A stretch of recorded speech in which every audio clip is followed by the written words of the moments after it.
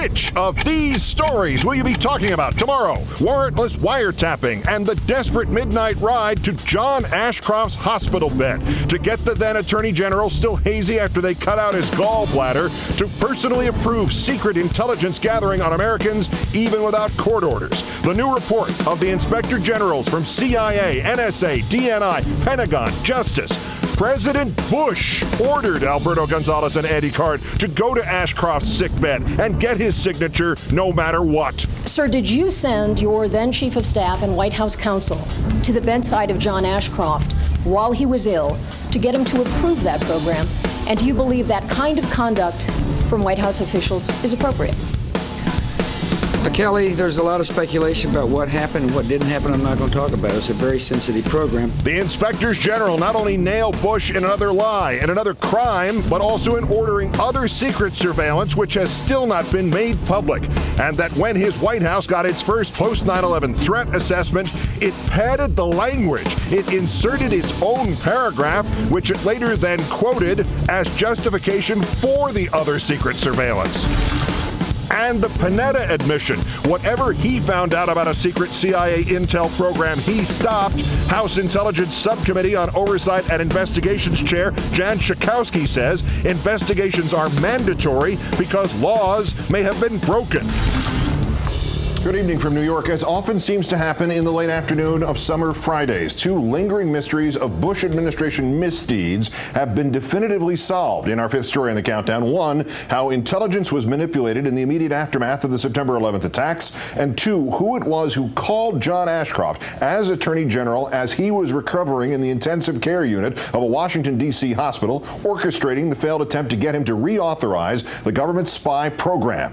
This hint, if you answered Vice President Cheney, you did not aim high enough this time. A new internal government report revealing that President Bush himself tried to subvert the authority of his own Attorney General, directly ordering the infamous expedition to the hospital bed of Mr. Ashcroft to strong-arm the ailing Attorney General and the deputy that was then serving as the acting Attorney General into renewing a surveillance program that would lapse in a matter of days, having waited until his Attorney General had just come out of surgery to do this, having waited until his Attorney General's wife had refused to put him on the phone when the president called.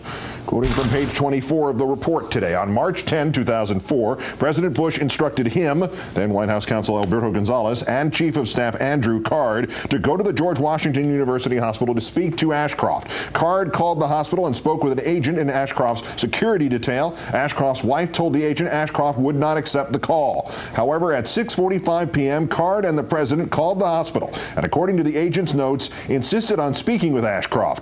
Mrs. Ashcroft took the call and was informed that Gonzales and Card were coming to the hospital to see Ashcroft regarding a matter involving national security.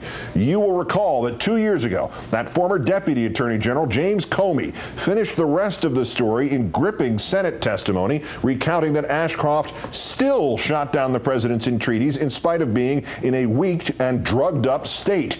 2 days later, President Bush was asked about his role in the bedside drama by our own Kelly O'Donnell. Sir, did you send your then Chief of Staff and White House counsel to the bedside of John Ashcroft while he was ill to get him to approve that program? And do you believe that kind of conduct from White House officials is appropriate?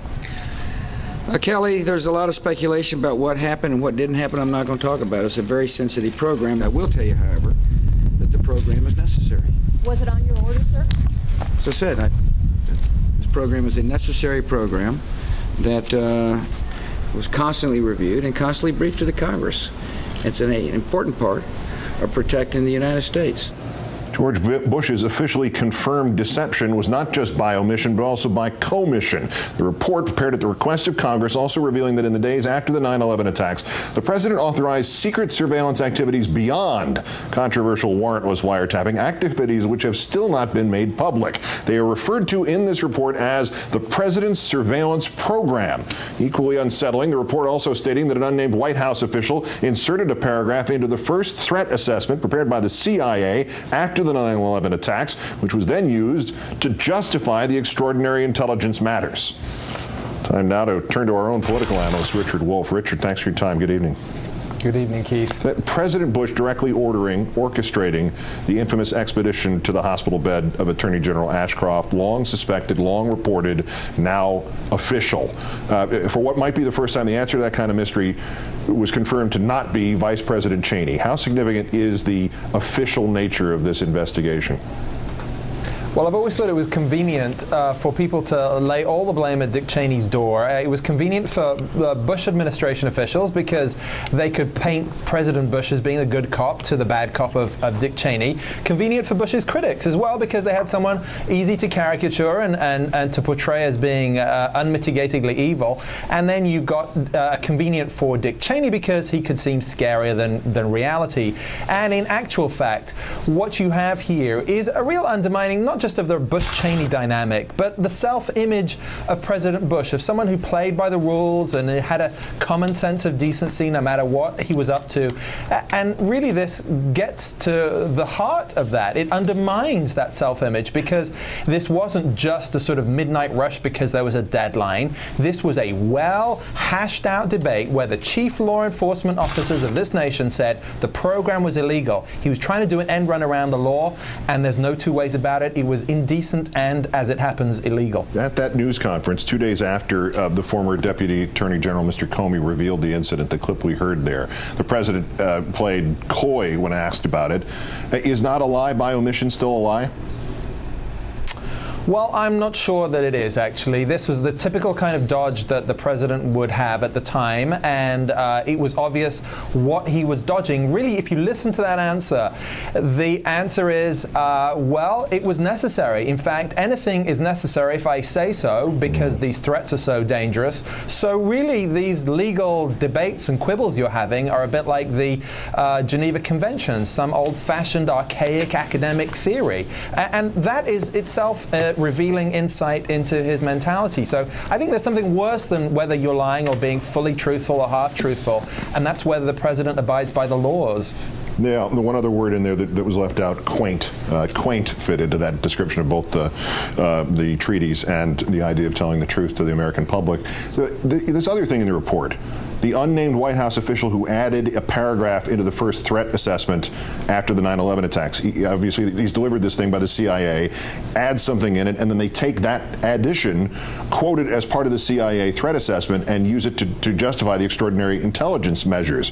This looks like, is this the first time that pattern was used, essentially create the self-fulfilling prophecy and then quote it back to the people who are asking, why are you doing this? Well, we don't know what the paragraph really says, but it is extraordinary that you have what we assume is a political official adding to the intelligence because presumably they think their analysis is better than what the intelligence officials say it is. And again, you've got to get back to the sort of psychology of that period. People were afraid, absolutely. It was a terrifying period, and people were rightly scared and shocked at what had happened in terms of the 9/11 attacks. But to then use that for political purposes, to then say we need to embellish what we think is a serious threat, I think gets to the insecurity those officials had, because remember, it happened on their watch, and I think there was a certain amount of self-defensive rear-end covering that was going on. Speaking of which, what does this president do about all of this now, given the particulars that are out? What does Obama do about trying to maintain this program while trying to suppress the legal challenges against it? Well, this won't satisfy his diehard supporters, or at least the people who are the base of the Democratic Party. But he has already said that wiretapping was just fine as long as it's not warrantless, as long as there is minimal court supervision. He has clearly said in the campaign and in office that he wants the program to continue. So I don't think he cares who started it. He sees a value to it as long as there is this minimal supervision. And for civil liberties people, that really isn't enough. MSNBC's Richard Wolff, as always, great thanks. Have a great weekend, Richard. Thank you, and you, Keith.